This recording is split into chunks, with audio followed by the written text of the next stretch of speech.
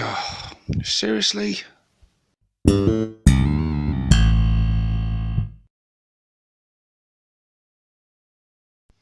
Hey guys, 6 Plus Stevo here with another Orc Tactics video. In this one I wanted to do something a little bit different, and I want to talk about command points and I want to talk about stratagems. We're talking about when to use them, how to use them, when not to use them, and I just want to bring to you guys some of my experiences and some of my thoughts on it. Now, I've played quite a few games of 8th edition now, and along the way I've made a lot of mistakes. I'm probably not the best person to be giving tactical advice because my win-loss ratio at the moment is not too favourable.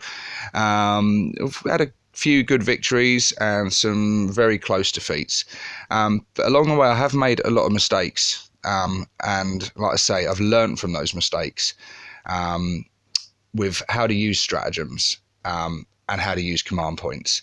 And so I want to go into that with you guys. Now, the first thing we need is command points, and the way to get those is detachments. And I would advise any Orc player out there to get as many command points as you can from your army. Really squeeze those detachments and get just as many as you can. If you're playing an average size game of say 1500, I would expect the absolute bare minimum for you to come with is a battalion detachment, and that gives you +3 command points plus the 3 that you already have for making a battle forged army. That gives you 6 command points. Now that's not too bad, but even with that I would advise squeezing a little bit more out. One option I've gone with quite a lot is with some of my excess units like elites, heavy support, fast attack, getting the vanguard detachments or the spearhead or the outrider detachments, which gives you another 1 command point. But to get the battalion detachment is 2 HQ, 3 troops. That's your minimum requirements to get the battalion detachment. Now that shouldn't be too hard for most Orc players. 2 HQ, I'd imagine most of us out there use more than 1 HQ. You've got your war boss supported by maybe a second war boss or a big mech or a weird boy, or one of the characters, Gazgol, etc. So that shouldn't be too hard. For the troop side of things, 3 troops, again, I wouldn't think that's too much of a challenge for most Orc players. Boys before toys is the old saying, and it is so apt. Boys really do wreck face. You want as many boys on the table as possible. So filling out 3 troop slots there should not be a problem. If points are an issue and you've got some other things in there, then grots. A 10-man squad of grots, 30 points, fills out one of your troop slots. Grots are a fantastic way to be getting filling up those troop slots to get those detachments. But I always try, if I can, in larger games, especially if I'm getting up to the sort of the 2000 mark or above, I want a brigade detachment. Brigade detachment gives you a +9 command points, and that is fantastic. With the 3 that you already get, that gives you a total of 12 command points. There is a little bit more restrictions on that though. For that you need 3 HQ minimum. Still shouldn't be too much of an issue because we've got access to quite a few cheap HQ slots now. They're not too expensive when you compare them to other armies, especially things like a weird boy or big mech kept basic, or if you don't splash too much war gear and stuff on them, you can keep them nice and cheap. Troops, you're needing 6 troop slots. Again, a little bit tougher, but I'll say in those larger points games you are going to be wanting a lot of boys on the field, and failing that, go for the cheap option, grots. Then you're looking at 3 elites, 3 fast attack and 3 heavy support as minimum requirements. I get around this quite a lot. I've got my Defcopters as my fast attack usually, and they can be taken in squadrons of 1. So I've got if you've got 3 Defcopters, split them up, have them as 3 separate units, and that's your 3 fast attack choices filled. So you can fill these slots quite easily if you think about it, go around it the right way. What I would advise against though is boys' strengths are in their numbers. So I would advise against splitting up your large boys mobs into squads of 10 just to try and fill those troop slots, because squads of 10 boys, you're losing the bonus to their attacks for large numbers. You're losing the bonus to their the leadership bonus from their special rule. So yeah, boys are definitely best kept in large squads, unless you're getting them in a truck or whatever. So yeah, just bear that in mind. You know, it's good to get those command points. You do want to get as many as you can. You do want as many detachments as you can, but not at the expense of your army or your tactics. Don't break those boys mobs down just to get the command points if it's going to hinder their effectiveness on the battlefield, because it's much better to have a big mob of boys that's really effective, really good at stomping stuff. That's worth not having a few extra command points for, in my opinion. So anyway, you've built your army, you've got a lot of command points, the game's started. What stratagems are you going to use? When are you going to use them? Now, the first one, and the most common one, is the good old command reroll. One command point, you can reroll any single dice. Incredibly useful, fantastic. It can save you in some of those, moments when you've failed that critical hit or you've failed an armor save and you really need to keep that guy alive. But the mistake I've made, and I'm sure it's the mistake a lot of people have made, is it's very easy when the game's going bad, when things aren't going your way, to just think, I rolled a 1, I'm going to re-roll that one. And you can do that quite quickly in the first 1 or 2 turns, and before you know it, you've spent all your command points and you haven't really achieved a whole lot. It is worth using them. It is a good thing to do, certainly at key times, but sometimes it's better to just accept you missed with that shot, or you didn't do as many wounds as you wanted, or you failed that armor save. Just take it on the chin, think, no, stay strong, stay focused, look at the big picture. You've still got many more turns to go. You could spend those command points better elsewhere. Also with the command reroll, it's not really worth using it if you fail to hit, especially with Orc ballistic skill. If you're hitting on 5s and you miss and you think, I'll re-roll that one, you're likely still going to miss. And then even if you do hit, you've still got a wound.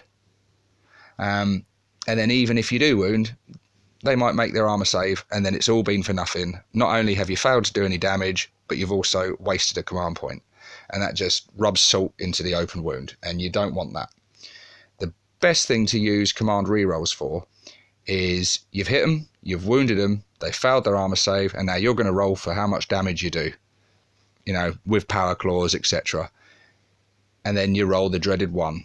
That's the time to take your reroll, because whatever result you get on that, that's sticking. There's nothing they can do about it, bar some feel no pain things or whatever.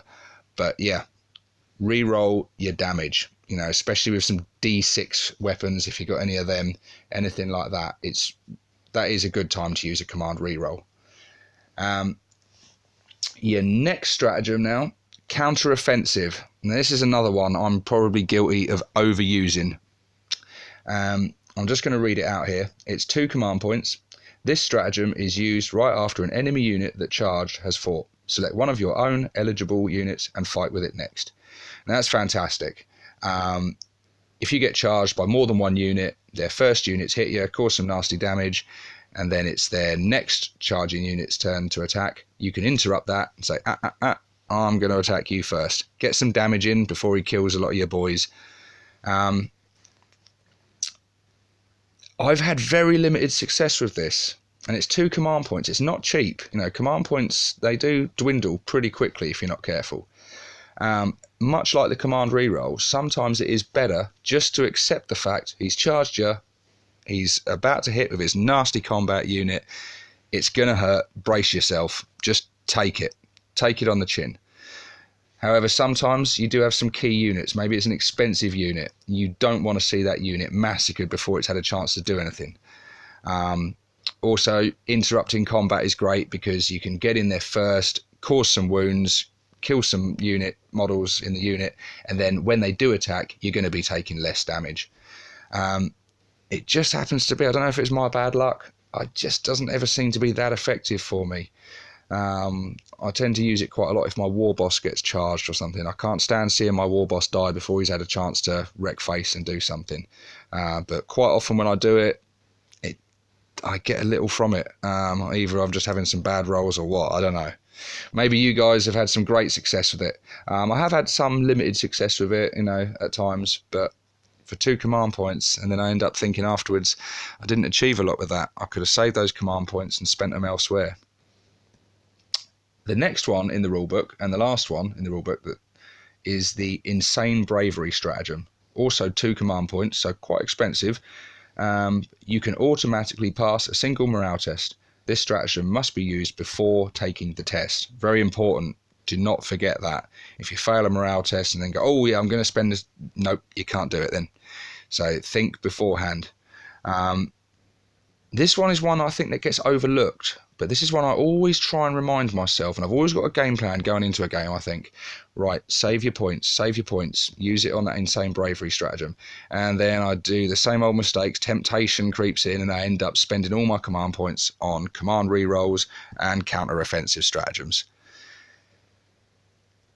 Now, some Orc players will tell you, don't worry about that. Orcs are essentially fearless. If you've got them in a big mob, they've got the war boss nearby, or they've got a knob squad nearby, don't worry about it. They're essentially fearless. And that's true, they are. If you've got them in big mobs, nothing's going to hurt their leadership 30. However, this very short-sighted way to look at it, because later on in the game, your numbers are going to dwindle, and they're going to dwindle fast. Any Orc player will tell you this. We are used to every turn the enemy shooting phase picking up great big handfuls of models and taking them off the table. We've got a 6+ save for most of our stuff. They go down like 9 pins. In the later stages of the game, often in the last couple of turns when it's really key moments that are going to decide whether you've won or lost the game, is when you're going to need this stratagem. And this is why you want to save your command points for the later stages of the game. If you've got a unit of boys that's been shot to shit and there's hardly any of them left, and they're on that key control point that you're trying to capture to win the game, and then they fail a morale test and you lose the rest of the squad, you don't want that happening. That's your key moment to go, right, I think they're going to fail that morale test, and then I think the squad's going to be gone. Insane Bravery, 2 command points, you spent that could win you the game. That could make those boys stay there and win you the game. I really can't emphasize that enough. That is key.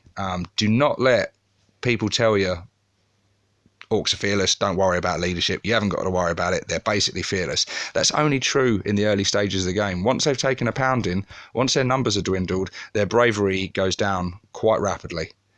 So those are the stratagems in the rulebook. Every army's got access to them, but that's kind of my thoughts on them in regards to Orcs. Now, Chapter Approved came out, and that brought with it, very welcome, 2 more stratagems. At first, when I opened up Chapter Approved and I read about these stratagems and I read the details on them, I was initially very disappointed. And I thought, that's not, I was hoping for a bit more than that. But actually, both these stratagems I've found pretty useful, one of them in particular.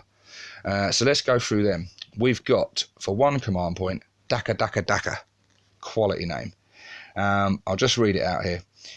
Use this stratagem before an Orc infantry or biker unit from your army shoots in your shooting phase. Each time you make a hit roll of 6+ for a model in that unit, immediately make an extra attack, again using the same weapon. These extra attacks cannot themselves generate any further attacks. So you've rolled all your dice to hit, you got a few 6s in there. Each of those 6s means an extra shot with the same gun. Now, at first, I thought this was a bit crap, quite honestly. Because when you start doing the old math hammer on it, for shooter boys and some of your other shooter units, when you actually do the maths on it, what you're likely to get out of it, it's not really worth it. Spending a command point for that 1 extra hit, or that one extra wound even, sorry, once you've gone through the hits and the wounding and the armor saves. It's probably not going to result in a whole lot. However, how I use it and how I've found quite successful is with my tank busters, because that Daka stratagem works very well in conjunction with the tank busters tank hunter special rule. So you roll to hit with all your tank busters, any sixes immediately get you some extra shots, so you make those shots, and then you can re-roll all your misses if you're shooting against a vehicle. And so that works quite well, because the trouble with Daka is because of the Orc ballistic skill, yeah, you're getting those extra shots, but those extra shots are still likely to miss. However, with a re-roll, your odds go up considerably, and firing a lot of those damage 3 rockets into vehicles is pretty effective when you do it en masse. So yeah, that's how I use Daka, and for one command point, it's quite nice, because that's not something like the command reroll and the counteroffensive. You're not trying to sort of reduce, you're not trying to sort of save yourself from something nasty or trying to turn the game round when it's going bad. It's just a little bonus. It's something extra. You're gaining something extra. You're not just trying to stop something. So it's quite nice to actually be gaining something rather than just save your skin. Now the next stratagem, and the best thing for the orcs that probably came out of chapter approved, is mob up stratagem. One command point, an absolute bargain in my opinion. Use this stratagem at the end of your movement phase. Select 2 orc infantry units from your army that are within 2 inches of each other that have the same data sheet. So it's got to be, you can't mob up, I don't know, mega knobs with boys. You know, it's got to be the same unit. So you can mob up boys with boys. You can mob up tank busters with tank busters, etc., etc. If one of the units has 10 or more models and the other unit has 10 or fewer, the 2 units merge, and for the rest of the battle they are counted as a single unit for all rules purposes. This is amazing.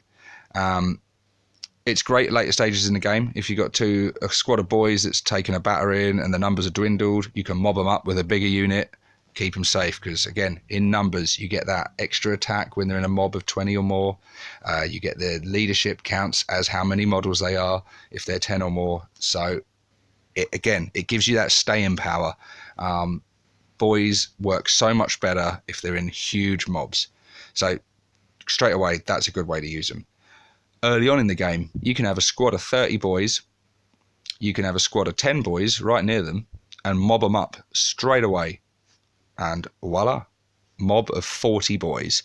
Now that is a unit that no one wants to be charged by. No one wants to deal with that, and that's going to take some serious dedication to get rid of that unit. Also, the other bonus to mobbing up is you get 2 knobs in a squad then.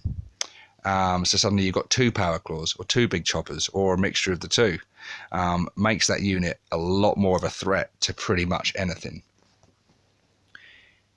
Now my favourite way to use mob up is to mob up like that to make a 40 strong unit, and then combine that with the weird boy's psychic power to jump, and then boom, turn 1, you've got 40 orc boys with 2 knobs with power claws 9 inches from the enemy, and with their here we go rule of re-rolling charges, it's very likely that they're going to make that 9-inch charge and get into combat turn 1, and there is no player in the world that wants 40 orc boys in amongst their lines on turn 1.